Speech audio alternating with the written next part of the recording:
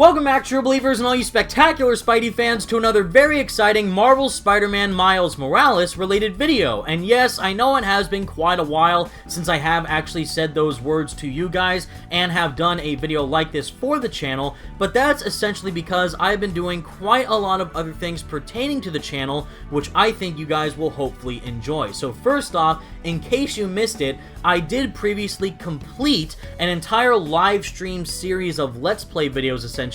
replaying through Miles Morales with New Game Plus during live streams while playing it on my PS4, answering fan questions from you guys, also going over the recent news relating to Spider-Man 3, as well as the Phase 4 lineup of Marvel shows and movies coming from the MCU, as well as a couple of other interesting discussions about the gaming industry and comic book culture as a whole. So if you guys did not see those or are interested in watching those, definitely make sure to check out the previous videos I have done on the channel if you do want to enjoy that for yourself. And speaking of videos, there is actually a very important topic that I have been meaning to talk about ever since September of this year, and hopefully I will be joined by a very special guest on the channel relatively soon. Hopefully I can get this video that I'm talking about out before Christmas, or at the very least before the end of the year, with said special guest, but it's definitely been a topic that a lot of you guys, including myself, have been wanting to learn more information about.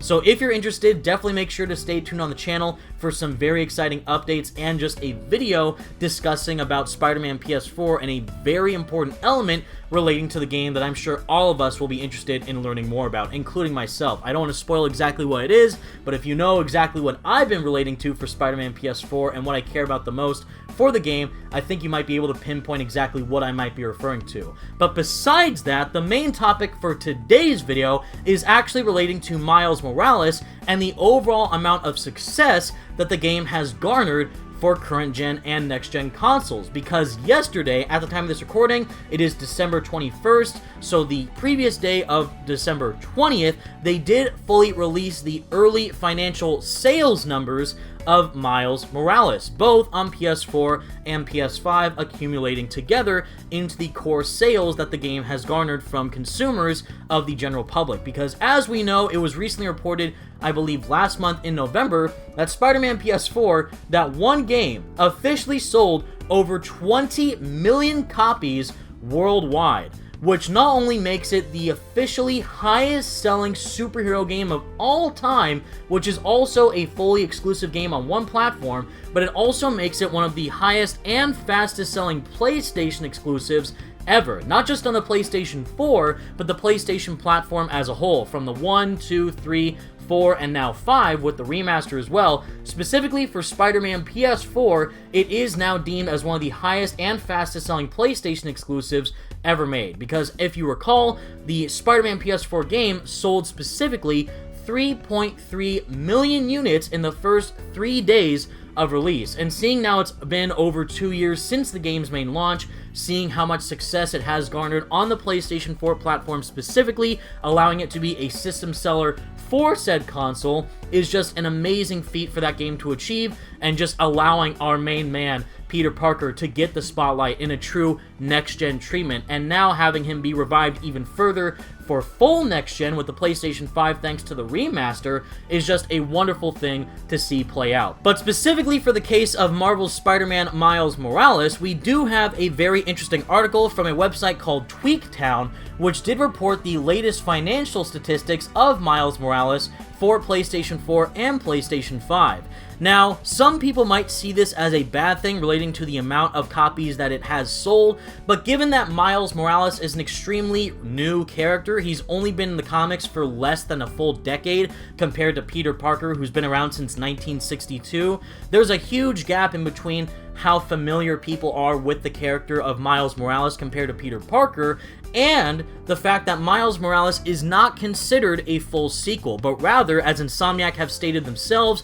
it is being treated, or was being treated, in a similar sense to one of these spin-off games that have been made for previous PlayStation franchises, like that of Uncharted: The Lost Legacy, or even Infamous: First Light. It's not a full sequel, it's just a standalone spin-off game centered around one of the main characters from the previous games to allow them to grow and develop even further with their own unique story. And I think Miles Morales did a great job. It's also received amazing review scores as well, with 8s, 9s, and 10s. People really resonated with this version of Miles Morales, just like they did with the version of Miles from Into the Spider-Verse. And similar to that movie, even though people love Spider-Verse, it didn't necessarily gross as much revenue as people would like it to, considering that A, again, Miles is a newer character compared to Peter, and B, the animated movie format that film had compared to the more live-action blockbuster films with the MCU or the previous Spider-Man films in live action wasn't as, I guess, drawing for the main consumers as of right now, compared to how it might fare later on once we do receive Into the Spider-Verse 2. But to read off directly of the main source of the news itself, again comes from tweaktown.com, where the article does state, Spider-Man Miles Morales sold 70% less copies than 2018 Spider-Man. Despite launching on 2 platforms with the PlayStation 4 and PlayStation 5, the sales of Insomniac Spider-Man spin-off doesn't hold a candle to the 2018 Spider-Man game. And as the article goes on to describe, Spider-Man Miles Morales is a great game, but it's a lot less popular than 2018's Spider-Man release on PlayStation 4. Spider-Man Miles Morales is among the best games released this generation, and is a pure next-gen spectacle on the PlayStation 5. Sadly, sales aren't as high as the game's performance. According to SuperData, Spider-Man Miles Morales sold 663,000 digital copies at launch despite releasing on both the PS4 and PS5. That's a 70% reduction in sales from the original Spider-Man game.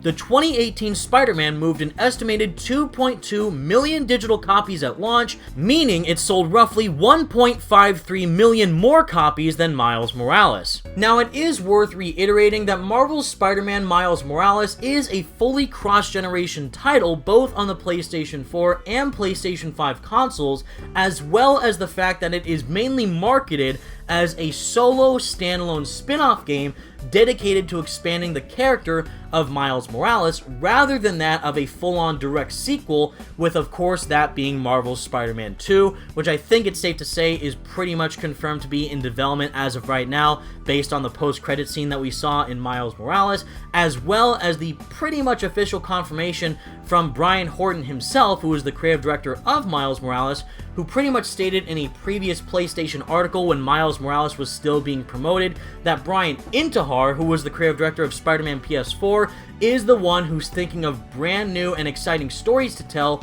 within the Insomniac Spider-Man universe, primarily dedicated to Peter Parker's character. And that of course also relates to the story elements that we saw in the first game, with Norman Osborn teased to be Green Goblin, Harry Osborn teased to be Venom, Yuri Watanabe teased to be the Wraith, and so on and so forth. So there's a lot of exciting potential as to what exactly the full-on Marvel Spider-Man 2 sequel will deliver down the line, but as of right now, I don't think people viewed Miles as an important stepping stone to the Insomniac / Marvel Spider-Man franchise on PlayStation, as they potentially will once the full-on sequel is officially revealed. And alongside of that, it's also confirmed that Insomniac is obviously working on 2 games leading up to 2021 and most likely 2022 and 2023 whenever that comes out for the sequel. The first off is obviously Marvel Spider-Man 2. The second one is Ratchet & Clank Rift Apart, which is very exciting to see how they're going to take the Ratchet & Clank franchise in the future on the PlayStation 5,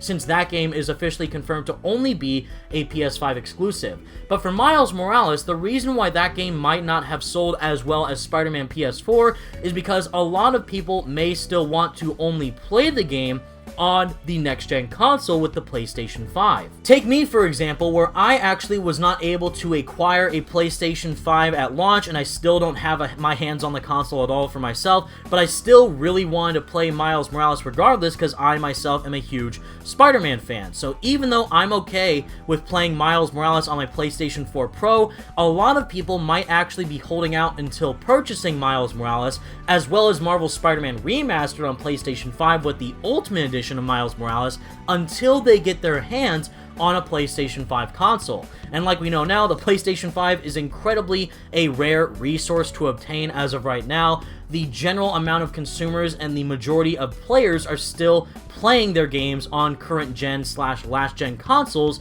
of the PlayStation 4 and Xbox One. But some people, if they're really dedicated about wanting to play these games on fully next gen hardware, they may actually play the long route and wait until they're able to acquire these games for themselves on next gen with a next gen console until they finalize their purchasing decision. And while these financial statistics do come from a legitimate source of superdata.com, it is actually confirmed that Sony themselves have yet to reveal the official sales figures for Miles Morales from their own point of view, but we are to expect seeing those relatively soon alongside of the confirmed PlayStation 5 sales and shipments that have occurred worldwide, which is very exciting to see, because as you guys know, the PlayStation 5 is a super hot item within the market right now. I think it is said to be one of the highest, if not the highest selling next-gen consoles or gaming consoles of all time, from that of the Nintendo Switch and previous Xboxes and the Wii and the previous PlayStations. The PS5 itself,